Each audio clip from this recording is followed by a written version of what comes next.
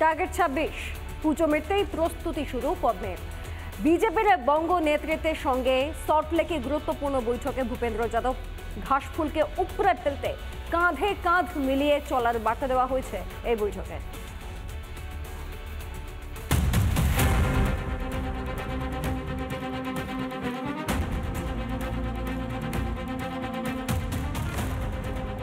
পুজো মিটতেই ভোটের ঢাকে কাঠি। এ মাসেই বাংলায় শুরু হবে ভোটার তালিকা সংশোধনের কাজ। ঘর গোছাতে শুরু করে দিল পদ্ম শিবিরও। পশ্চিমবঙ্গের দলের হয়ে নির্বাচনের কাজ দেখভালের জন্য ইনচার্জ নিয়োগ করেছে বিজেপি। কেন্দ্রীয় মন্ত্রী ভূপেন্দ্র যাদবকে নির্বাচনী পর্যবেক্ষক এবং ত্রিপুরার প্রাক্তন মুখ্যমন্ত্রী তথা সাংসদ বিপ্লব দেবকে সহ পর্যবেক্ষক নিযুক্ত করা হয়েছে।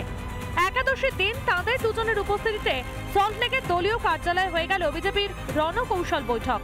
টার্গেট 26।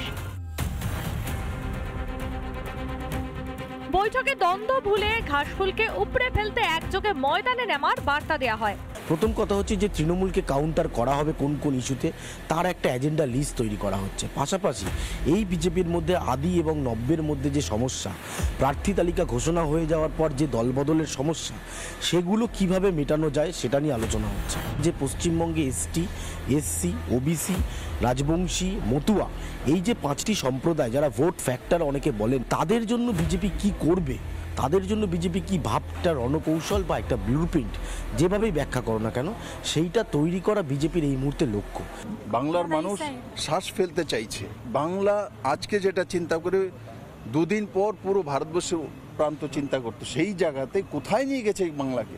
যেই সুজলাং সুফলাং বাংলা এবং শক্তিশালী বাংলা, সমৃদ্ধিশালী বাংলা, সেই বাংলায় নরেন্দ্র ভাই মোদীর নেতৃত্বে আমরা পুনরুদ্ধার করব এবং বাংলার মানুষ সঙ্গে রয়েছে। প্রত্যেকটা স্তরে আমাদের সাংগঠনিক যে শক্তি সেটা কিন্তু শ্রীবৃদ্ধি ঘটেছে। পাশাপাশি একরাশ কর্মসূচি আপনারা জানেন যে পুজোর পর থেকে আমরা নিতে চলেছি।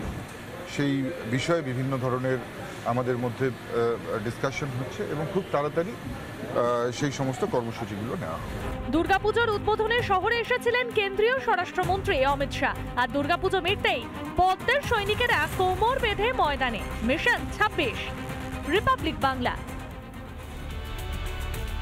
নানা ধরনের কন্টেন্ট দেখার জন্য লাইক করুন, শেয়ার করুন আমাদের ফেসবুক পেজ, সাবস্ক্রাইব করুন আমাদের ইউটিউব চ্যানেল। পাশাপাশি অন্যান্য ব্রেকিং নিউজের জন্য অবশ্যই চোখ রাখুন রিপাবলিক বাংলায়।